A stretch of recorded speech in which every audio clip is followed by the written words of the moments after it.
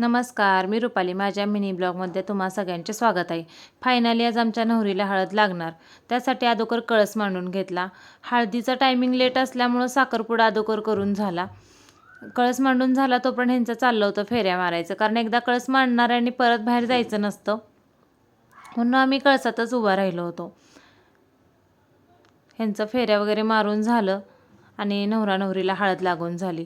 दुसऱ्या दिवशी आम्ही साधं सिंपल असं दोघंजण तयार होऊन लग्नासाठी निघालो. स्टेजवरती बाकीची सगळी पोहोचली होती. पाहुणे मंडळ वगैरे सगळे मंडपात येऊन बसले होते. भटजींचं विद्युक्त पूजन करून झालं. नवरीची वटी वगैरे बांधून झाली आणि सगळ्या अक्षदा वाटून झाल्या. शेवटी फायनली दोघांच्या डोक्यावरती अक्षदा पडल्याच. संध्याकाळी सगळी वरातीला गेले होते. आम्ही तिघीच राहिलो होतो पाठीमागं. बरेच दिवस झाला आम्ही भेटलो नव्हतो, त्यामुळे अशा गप्पा वगैरे मारून घेतल्या. ही माझी पुतणी जे चाललं होतं मधी म्हटलं ये एकदाशी तू व्हिडिओमध्ये. हिला पण घेतलं. मग फायनली आम्ही हे डेकोरेशन करायचं असं ठरवलं.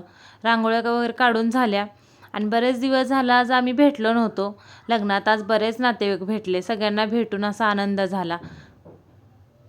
लग्न म्हणजे उत्साह, आनंद असा असतो, पण लग्न म्हणजे तेवढी गडबड आणि गोंधळ पण असतो, कारण लग्न घरात भरपूर कामं असतात बारीक सारीक. दमलो होतो आम्हीच, तरी पण आमचा इकडा टाईमपास चालला होता. झोप आलेली, 12 वाजले होते तरी पण आमचं चाललं होतं.